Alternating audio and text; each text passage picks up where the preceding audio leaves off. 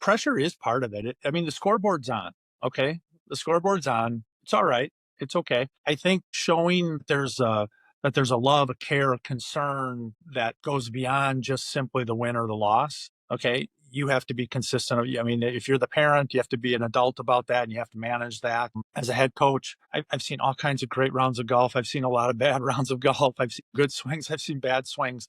We're going to have standards. We have expectations. We're going to communicate them. We're going to talk. The score may hold you accountable in a lineup decision, but how I treat you then behind the scenes can't change.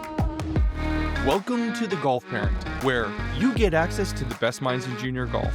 I'm your host, Ryan Adams, and today I'm joined by Todd Oehrlein, head coach of the University of Wisconsin's women's golf team and one of the most respected voices in all of college recruiting.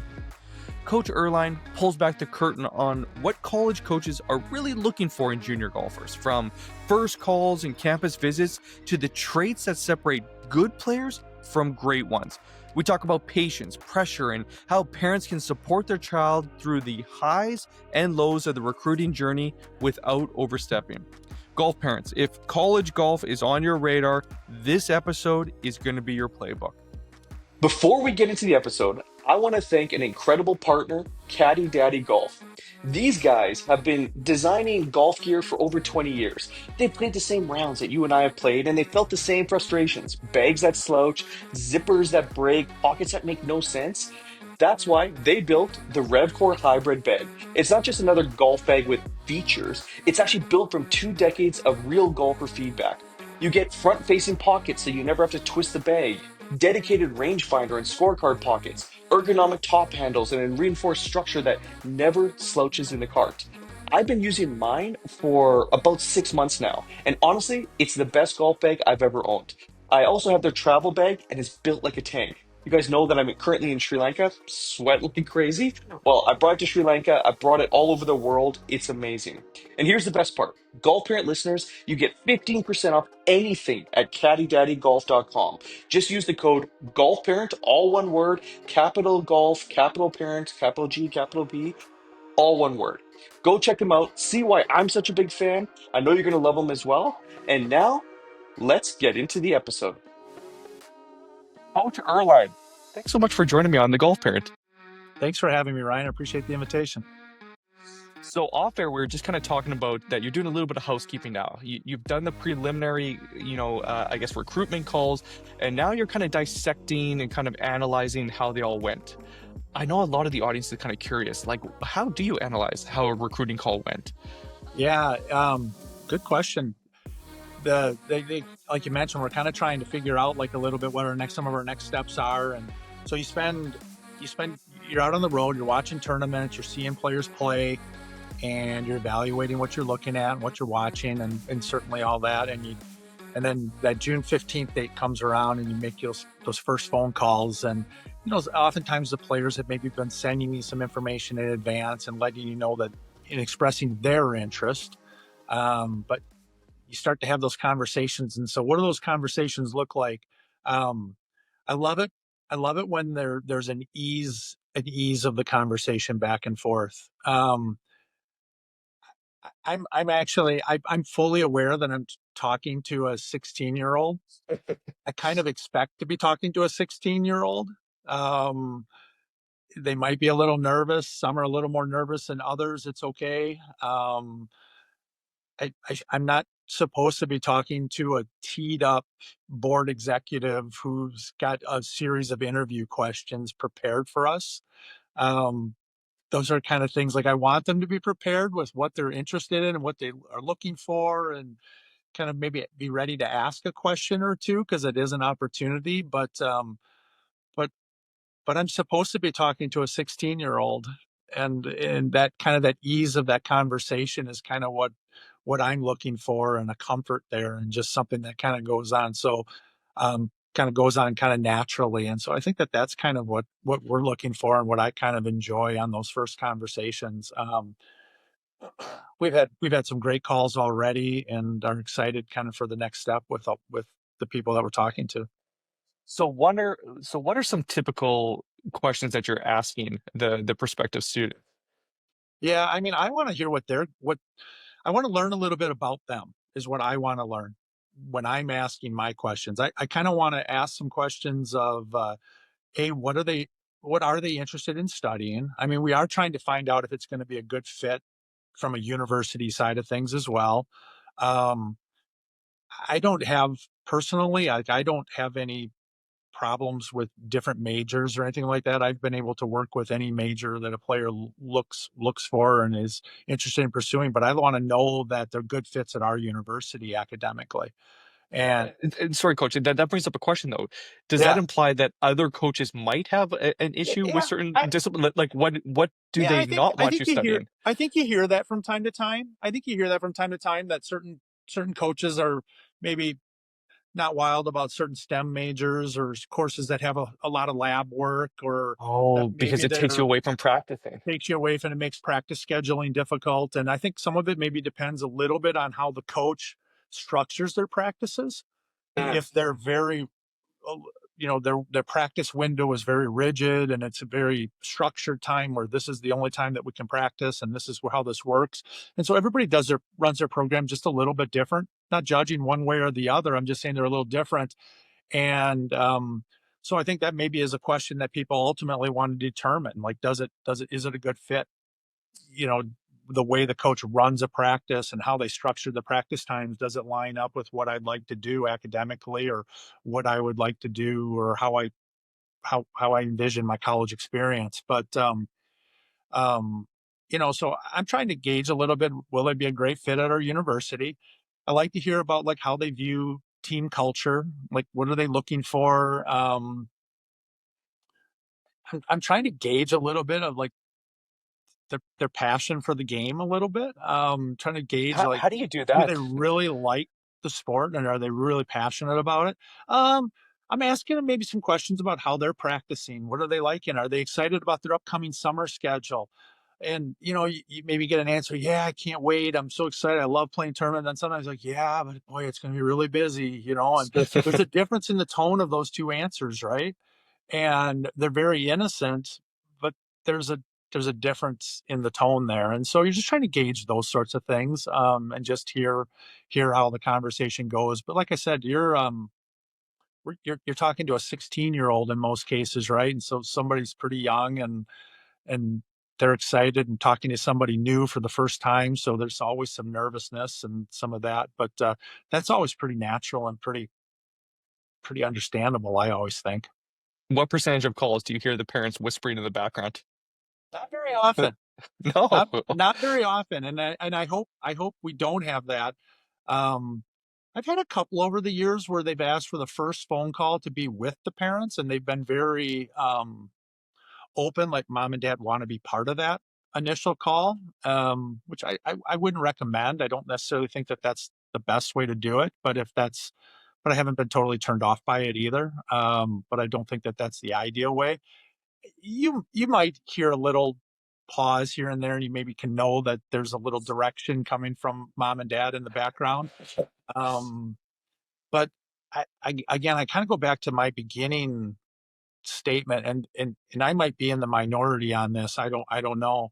Um, I actually I don't expect to be talking to a teed up 35-year-old corporate executive who's prepared with all kinds of interview questions on that first step. That process, we'll get to those questions and answer the questions about like literally get to know us and have all of those things answered. But I think a lot of those early questions are about just a comfort. Do we do we in can we see ourselves kind of like just communicating back and forth easy, naturally, kind of effortlessly? Okay, so for those parents that this is their first time going through this recruiting cycle, they've reached out maybe beforehand to kind of express interest when they were younger, but as a college coach, you can't necessarily reach back out Right, except for you just can. Yeah. yeah, you can just say I've acknowledged your email, thank you so Yep. much. Then June 15th of the year opens up, and assuming that they're within that window of graduating the year, you can then reach out. you have this initial conversation, or you usually reach out through email, or you call them directly? How does that work for that first call? And then what's the next step after that first call? Yeah, the first call is arranged through email, sometimes just a direct text message. Maybe they've sent or some information in their contact information, and so Mm. text message. Um, there's every once in a while there's somebody that maybe I've just called right away and just made a phone call, and if they don't answer, you leave a message and you just wait for that back. There is some of that correspondence initially, that initial reach out is going, through social media. Sometimes you can just DM through some social media pages. That's worked out pretty well as also. The players tend to be pretty responsive that way, so they're on social media. So I kind of use all of those tools, um, and I'm just trying. Well, it's kind of difficult to determine it because you don't know them yet very well, but I'm trying to determine my my sense would be what would be the most appropriate or most effective way to reach out to this particular player. And if it's somebody maybe have been around a little bit and if they know you've seen them and they know that you've been there, and so that there's that familiarity a little bit, maybe just a direct text message. And if it's somebody who you just seen maybe from afar a couple of times, but you kind of know, and they've been, maybe email is more effective. So all of those strategies I think work. And so I think the players and the parents need to be paying attention to all of that. And then what's the next steps? The June 15th conversations, you kind of start to arrange those calls. They don't all take place right on June 15th. Some of them are, because of schedules and things like that. So you have those first calls. And then that next step is oftentimes follow up with tournament visits, another follow up call. If I make the initial phone call as the head coach, I want them to talk to my assistant coach maybe within the next week or two, and I think it's important they get the chance to meet our staff and meet our assistant coach, and I trust her judgment as well. So I want her to have that conversation with the players, and so I think those are kind of the subsequent steps. Let's just do a hypothetical. So let's just say you have two open spots for the team for Yeah, the particular year, 2027. yeah. How many calls are you making around that June 15th window? Are you reaching out to 10 different students, 40, 100? Like what typically, if they get a call from you or a text, do they know that they're one of, in general, X amount of people that you're reaching out to? Yeah, that first initial line of phone calls, I maybe talked to a dozen players roughly. So Um, that's very curated then. You're maybe targeting exactly maybe who it, you want. yeah, maybe a little more. Maybe it's 15. I don't know, but I'm not going to have 40 phone calls. I just, yeah, I think we probably have a general idea at that spot. So if we're actually engaging on the phone, um, that is somebody that we've seen play, we've identified, we've targeted, in the sense that we think you're going to would be a good fit, right? And it could be just the play, geographic location. Maybe we've seen you, maybe you've expressed interest to us already. There's some reason why it's not just a random cold call, so to speak. Okay, so then you've shortlisted, let's just say 10 to 15 different Uh-huh. students. Yeah. You have that great first call. Now you're starting to kind of watch them play throughout the summer, and like Uh-huh. how quickly then do they let you know that yes, I'm committed?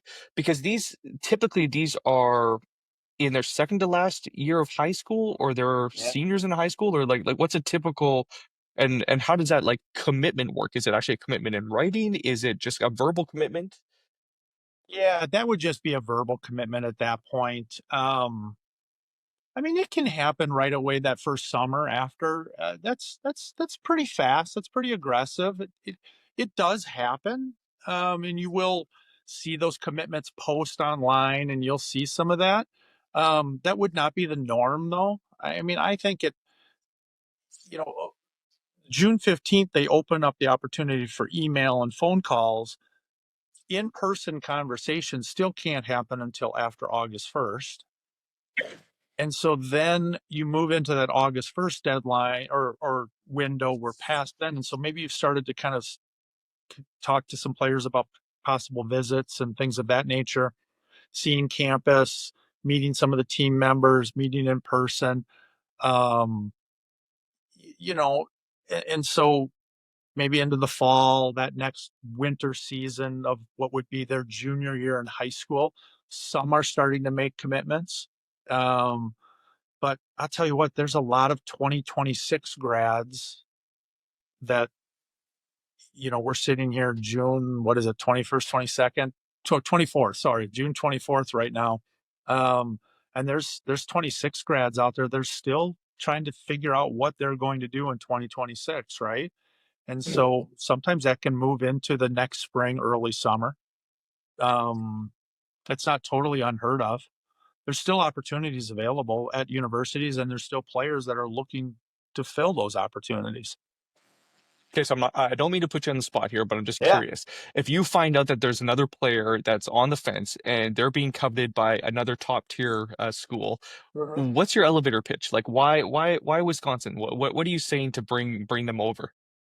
Um, I think a world class university and a world class athletic department. I mean, it's just the opportunity to be excellent and world class and elite in both realms. And I don't think we're the only institution. I know we're not the only institution in the country that you have that opportunity and ability, but we are one of them. They aren't never ending. And there isn't an endless opportunity where you have where you have that ability to be special in both. And I think that's I think that's the first thing that you try to talk to them about. Our campus is like is as exciting and wonderful a campus as you'll find anywhere in the United States. I mean, it is voted over and over again like the number one college athletic town in the nation, right? And when it receives those types of recognitions by ESPN and different places, it says something about your experience and what you have at the university. I think our golf facilities are are incredible. They're super unique. They're really special. And so I just think that there's an opportunity for our players to do some really great things. And so that's kind of what we focus on, and where we're at. Part of our story is always the off season. A part of our story is cold weather. So we have some cold weather. And so you have to have a plan for that. But I think we've demonstrated over the years, um, an opportunity or an experience where we've shown that we can compete and weather does not have to be an obstacle to playing championship golf. Well, you look at all the Scandinavian players that are making it on tour right now too. Those shortened windows of 4 to 6 months of playing seasons, there seems to be something about resetting and focusing maybe in simulators or inside or maybe even playing park golf. But there seems to be something to it that you don't necessarily have to play all year round to be It, elite. there's a window where if you're effective and if you know what you're doing, you can focus on some things technically and from a repetitive side of things that, well, I often tell my team this, like we, if maybe we can't do everything in that window, like say a month of February, so maybe we can't do everything, but what we can do, we have to become elite at. And what we can focus on, it's an opportunity to really clean up some things technically and to clean up some things and to develop some skill sets that when you're just outside playing all the time and you're qualifying rounds and then travel and then back to another qualifying round and you just don't have a time to necessarily focus on some of that. And so, yeah, so there's some windows where you can really be effective if you know what you want, what you're doing, and trying to be really intentional about it. So, coach, you've worked with so many different types of players, like all Americans, best of the best, ones that go on to the big show. Yeah. If you were to give a TED talk and be like, cool, these are my three things that I think is what I've seen that separates the best of the best from those that are great and good, but don't quite take it to that next level. What are you seeing that kind of separates the best? Mm. Boy, that's a great question. I got to organize those thoughts a little bit. I I do think there's okay. I think technically in whatever area, I think there's an attention to fundamentals from the great players, the elite players. And so I think they're fundamentally always super sound, and they've honed those skill sets, and they've developed technically, and they're really sound in those areas. And ultimately, based on what their expertise, they have some area that is different than other players. It might be strength, it might be putting, it might be I don't know. They have some strength that translates into like a separator. I think that that's something that's been developed over time. Um, I think the truly elite players and the ones that have been the separators, I think they're just I think they're relentless. I love that word. I just think they're kind of self-starters. They have this chase and this pursuit of greatness all the time. And I just think there's a relentlessness to everything that they do with what where they chase it. And so I think that that's something that's really kind of a separator. Um, and then I go back to a little bit what I said on the front end of it. I don't know anybody that's ever been great in their field that don't that doesn't have a passion for that field or whatever they're doing. I mean, I just think you have to have a love for it, and that love may be the game, it may be aspects of the game, it may be the pursuit of excellence, the pursuit of whatever it is. There's a passion for it, and so I think when you have that passion, the person is just really driven, is just kind of relentless by nature to chase excellence. And they combine that with some great skill sets that they've developed over time and some attention to detail fundamentally. Um, you got a chance to really be special. Coach Erline, I would definitely listen to your TED talk. A strength or superpower, you've got a relentlessness and you've got a passion for the game. Like that, Yep. that's distilled very, very well as to kind of three key components to greatness. It's awesome. Yeah. So, okay, let's go back to that superpower or that strength that you talk about. How then, as parents, can we help either recognize that strength in our child early? And I mean, there's always seems to be this balance of like, do we work on our weaknesses or do we really double down on our strengths? Like how do we figure that out as parents of the younger juniors? I think first of all, just expose them to a lot of things. I think the first thing you do as a parent is I think you have to help them discover what they love. It doesn't matter what you really love, and if they're gonna naturally be exposed to the things that you do as parents. But I think you have a responsibility as a parent to help your kids find their passion and their love and what they're really excel at. And so I think early on, I think exposing them to a lot of things is super important. Um, I think you mentioned are we trying to double down on our strengths, clean up our weaknesses? Um, I think it's a little bit of both, but that's not an answer to your question. I recognize that, and um, that's where I think kids that have backgrounds and athletic references, if we're talking sports right now, I think kids that have backgrounds and athletic references, I think they have opportunities in their windows to grow and to clean up those weaknesses and address those shortcomings and to try to tackle things developmentally that kids that are really tunneled in and don't have those athletic references that they oftentimes find more challenging. So And so would that I just imply? yeah, go ahead. Sorry, coach. Would that imply then that, like, are you seeing that the best players that you've worked with are they coming from a multi-sport background, and were they playing like a high level of multiple sports earlier on, and they I think they focus have later? yeah, I do. I think they have some background in some other things early on in life. And it doesn't have to even be team sports but maybe they have a martial arts background or I mean they just have other backgrounds. They have some other things that they've been through and they've gone through. And so yeah, I mean I think that those are things that I do think have separated players and that I've seen that has tend to um, produce more growth and more opportunity and more development at players as they move into higher levels of competition. Hmm. Okay, so the second pillar is relentlessness, which I love. It's a great word. It's interesting times to be raising kids right now because Uh-huh. we've got these helicopter parents and bulldozer parents, and I mean, there's we're always trying to remove obstacles from our parents or from our kids' lives and give them a better, opportunities and all the rest of it. But oftentimes we're almost doing them a disservice because we're not instilling that grit and that relentlessness in them. Do you have any strategies or tips that you would give parents to be like, listen, this is how we can help kind of, I guess, enhance either a natural relentlessness in the kids or to help actually instill a certain amount of grit in them? Hey, golf parents, quick pause here. If you're enjoying this conversation and getting value from it, do me a quick favor. Hit that follow or subscribe button wherever you're listening. It helps us reach more parents who are on the same journey as you, raising the next generation of great golfers. All right, that's it. And now back to the show.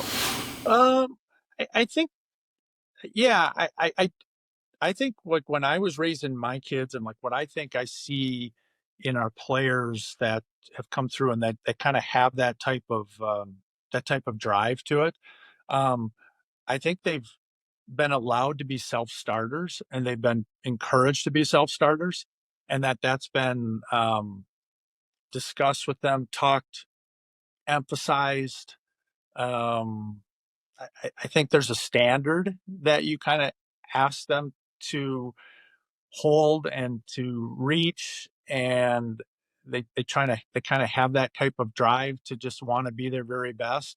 I do think they're kind of process orientated. I don't think it's super end related. I just think like they win, they have success. Well, how do I do it better next time, right? And so I think they've learned to kind of be very process orientated. Um, and so I think that those are things that are important to help your kids kind of get to and kind of understand that aspect of it. They're young though, right? They have to have fun with it too. And part of one of those things when I mentioned the three things, I said they're passionate about it, right? Well, kid young people, and I think it probably pertains to anybody, you're more willing to be relentless and more willing to be driven and motivated when it is something that you truly enjoy, when it is your passion and it isn't just mom and dad's passion. And I don't think that's easy to find. I raised three of my own kids, have been through that and kind of understand that aspect of it. Um, but when your kids find something that they truly love, that drive comes a little more natural. It's a little more innate and just kind of happens kind of a little easier. Part of, I guess, the consequence of being driven and relentless and motivated to be the best you can be is a certain amount of pressure that's on the other side of it. Yeah, for sure. How do you help mitigate that for your players while also trying to create a sense of pressure so that they're kind of used to the pressure cooker, so to speak, so that they know it's familiar that they can perform in it? How do you Yeah, balance those two? yeah. Pressure is part of it. I mean, the scoreboard's on. Okay, the scoreboard's on. It's all right. It's okay. Um, I think showing that there's a love, a care, a concern that goes beyond just simply the win or the loss. Okay, you have to be consistent. I mean, if you're the parent, you have to be an adult about that, and you have to manage that. Um, as a head coach, I've seen all kinds of great rounds of golf. I've seen a lot of bad rounds of golf. I've seen good swings. I've seen bad swings. Um, we're going to have standards. We have expectations. We're going to communicate them. We're going to talk. The score may hold you accountable in a lineup decision, but how I treat you then behind the scenes can't change. You still have to care about what they're doing. You still have to ask questions about how they're doing and how their day is going and what's happening with school. And they aren't just that number, right? And you have to live that, I guess. But that pressure is real. Um, and I think that's um, kind of a healthy thing. Um, when you help your young children and your kids, when you help them kind of learn that, okay, what did we do well here? Where did we come up short? What do we need to get a little better at? And I, I, it doesn't change how I feel about you. We don't change it. You have to move off of it at some point, right? And I think that that becomes a really important thing that parents have to recognize and kind of understand. Um, and so the pressure's real, um, but I just don't think it has to like affect how you then treat them individually. And I don't know if that answers that question or not, Ryan. It's a tough question, right? I mean, it's because the pressure is real, and the kids will put a lot of pressure on themselves, and then there's the external pressures that'll enter into their reality as well. And so it is finding this balance to be like, okay, pressure is a privilege. You're used to this, and this means you're in a good position while being familiar with it without crumbling in it. But I'm Let kind me of curious. Oh, please Can I go. can I add something to that I though would too, love that. Ryan? Yeah. I mean, I think one of the things I would add to that about managing that pressure, and that drive is that the expectations have to be realistic too, right? I mean, we can set goals and lofty standards and we can have things, but we do have to have realistic expectations, and they can be goal orientated, and we can set high expectations, but they have to be realistic as well. And I think sometimes some of the challenges that people I mean, I think I see that at times with my own players, for instance. I'm gonna use this as an example to maybe help explain this point a little further in the way I see it. Um, I may have a freshman coming in, and they're into the program, and they're working hard. I like their effort. I like their approach. I like what they're doing. They have technically they need to get better in certain areas, and they're developing, they're growing. I may be actually really pleased with how they're playing and what they're doing. Okay, I think they're doing a great job. Maybe they're even ahead of the curve that maybe I had initially envisioned. Um, and yet they had a different expectation, maybe so to speak, just to use that word again, but they were thinking that I should have been already number one or number two in the lineup here, or I should have been in the top five all the time and made every trip as a freshman.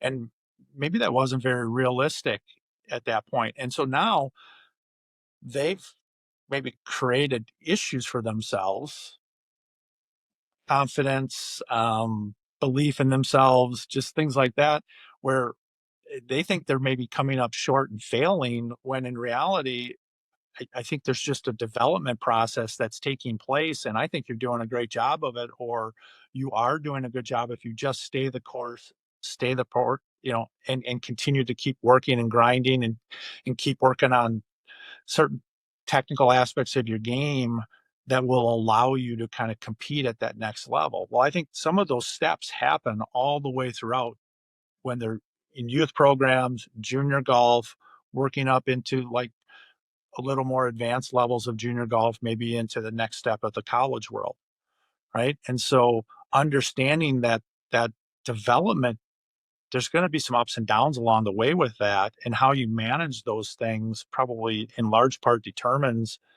uh, do you continue to grow or do you kind of become stagnant and get frustrated with the process? That makes sense.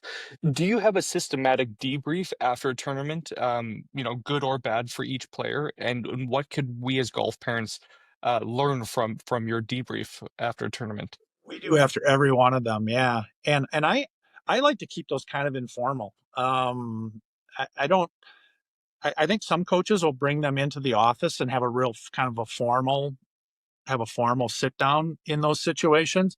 I tend to make just kind of in our next practice, move through and kind of work through with each player individually. And I may have it on my iPad or something and pull up our stat program and talk about a few things. I want to get their feedback. I want to know, like, how did you feel? I mean, that's kind of the question I'll ask them. So how'd you feel? What'd you think? You know, and if they didn't finish very well, I know kind of what their answer is going to be, but they also probably managed to do some things positive, right? In those areas. And so we try to talk about those things.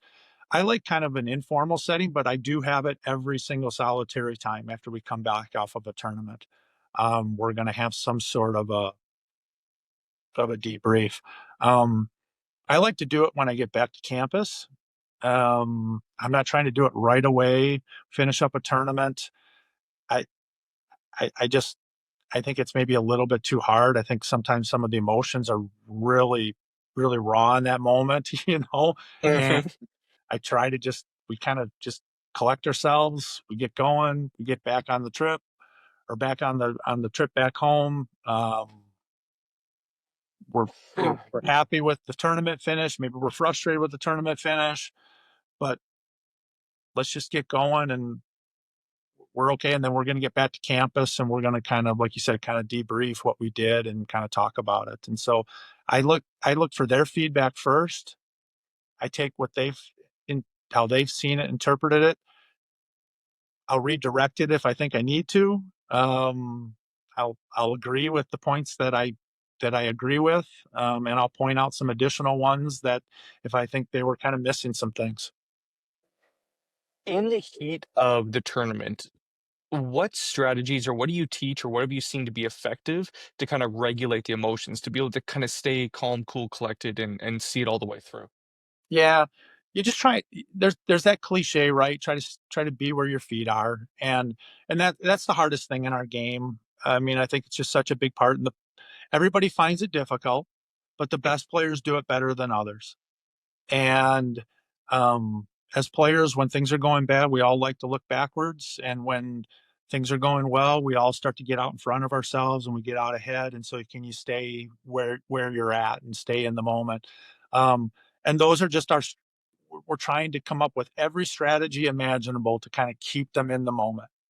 And um, I think if our players see me becoming emotional in moments, I think it's hard for me to then turn around and ask them to be unemotional. And I think parents need to see that and understand that too, and recognize that if they're on the sides, they're on the sideline here and over up by the cart path, and they're having these emotional reactions up and down, that their children see that, their kids see it, and you're not helping the cause any. Um, and so I think there's those moments. I, I I think maybe experience is part of this, but I've managed to learn how to be pretty patient with my players. Um, Yet I think they never question how driven we are and how competitive we are. But you tell your players it's a game of emotion, but don't get emotional about it. And I, I don't know. I think I have to live that too, and I think my assistant has to live that. And so, and we have to model that. And so I think those are the strategies, just trying to keep them focused on focusing forward and focus on what the next shot in front of them is. And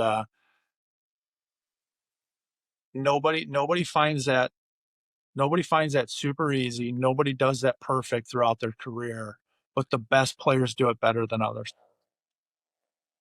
Well said. So speaking of modeling, what have you seen is an effective golf parent? Like both, I guess, during tournaments. So you'd mentioned trying to stay stoic, Yeah. great advice. But even like what you know about the best golf parents, behind the scenes or like when there isn't a tournament, Yeah. what can Yeah. we do as parents? I think number one, I think you can provide opportunity for your sons and daughters. I think the parents, like, I tell this to my players quite a bit. I'm like, I try to make sure that they understand and have some gratitude to what they're doing. And I ask them, I tell them, just don't ever forget that oftentimes why you're here is because you've been afforded opportunities. And afforded can be a lot of different versions of that, right? It might be literally afforded financially, or you've just been provided opportunities, okay, through other commitments and sacrifices and things like that. So don't lose sight of that. So, but I do think as a parent, if you want to be a good parent, a good golf parent, you do have to provide opportunities for your kids. I think that that's something that is important. Um, I I do think if you want your sons or daughters to be great golfers and have opportunities to play, they do need access to quality instruction. They do need some instruction and some development, and I think that's an important piece to it. Then the other thing, from the best parents that I've had over the years, they've been supportive. Um, they've been realistic with their kids. They haven't told them they played great when they haven't, but they haven't beat them up when they've played poorly either. They're supportive, they're realistic, and they just recognize that their kids are the ones that are out there on an island trying to figure out how to manage this game, and that it really isn't a reflection on who they are as parents. Just figure out how to help them navigate that a little bit better and help them and be supportive with them, but be realistic and provide opportunity for them. I think those have been the best parents that I've had over the years. Now, it makes sense. I think the realistic aspect is like when I hear that, I hear two different ways that that goes, where it's like you almost, words of power. So if you're almost setting a lower bar for themselves, I guess to steel man the other side of the argument or to play devil's advocate Uh-huh. for a second, you're almost like you worry that you're going to deprive them of their greatness by letting them, accept or be okay with mediocrity. And then the other side of that is that that's the pressure, pressure, pressure. Like you got to be great. And then like we all know this, golf is an incredibly difficult sport to play, and so it's kind of balancing those two to There, figure out there, there, how. there's a balance there for sure, Ryan. I mean, there is, and I think finding that perfect balance for your son or your daughter is part of what you're trying to do as a parent. There is a balance, right? But you always are trying to challenge your kids to be their best versions, right? Talk to them about that, use that language, try to get them to kind of embrace it and try to do that and try to become self-motivated and take initiative on their own, right? um and if you come up short of that, you're right, are you doing justice by your children? Probably not. But the other extreme where you've created so much pressure on them that they can't perform, they aren't enjoying it, they don't develop a passion for it or love for it themselves, I don't see where that's productive either. I can just tell you over and over again how many times you see that that is counterproductive and it just doesn't get what you want, right? It doesn't live up to what the original intention and the goals most often probably were. As I've been having these conversations, the reality that there's that burnout in any athlete, junior athlete, with too much pressure I mean, it's trying to balance it. My wife, I would put on the tiger parent side in the sense of, she's Sri Lankan. She's got that kind of Asian parenting where it's like it's absolutely high standards, 100%. And the idea that when I hear that, hey, you have to keep it fun, it's almost repulsive to her to be like, because it's not always going to be fun. Like it's a certain element of making sure that there's that it's hard for me to articulate, but it's balancing the idea that, okay, keeping it fun so that you don't burn out any of your student athletes or any athlete, while also making sure that you don't let them quit, that you don't let them take the easy way out when it's afforded to them, which it so often is. It's again, I think this podcast title is going to be balancing your junior golfer's career, like how to find that balance for them. Yeah, no, I mean, I think I agree with what you're saying there. I don't know if I have a lot more to add to it. I think you're exactly right, and I do think different cultures probably manage that a little bit different, and that's okay. It's like I've seen that within my own team, right? I see different backgrounds, different parenting backgrounds within every team that I've ever had. All right, Yeah. and when I look at my players and I see the traits that you see in your players, both all of the great traits and then some of the challenging traits, you can probably see it in one or both of their parents. It's just you can kind of see where those traits come from. Okay. And I'm super blessed at my level or where I'm at that I mean, I always talk about like I get the chance to work every day with like one percenters, right? I mean, there's so few people in the world that manage everything that my players manage and play the game at the level that they play. They truly are elite, right? And they're driven and they're motivated and they're great students and there's all these great things. So there's way more great traits than anything challenging you deal with. But we're all unique, and so there are challenges. And we all have our unique personality traits and quirks and different things that make us who we are. And those great traits and those challenging traits, like I said, you can see them almost always in one or both of their parents. 100%. It's been one. It's been one of. I've got a young son, so it's been one of the interesting joys of being a dad. Is that the amount of self awareness and self reflection that has been forced on me to be like, whoa, I've got a little monkey here. That's monkey see, monkey do, and so it's forced me to be very intentional.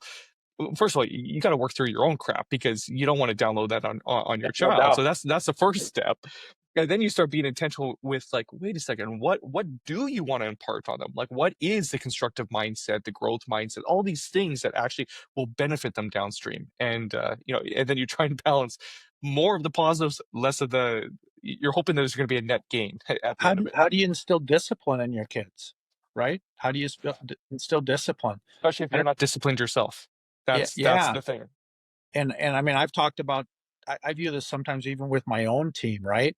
Um, as your kids grow, and how do you get them to take ownership? There's parts. It is.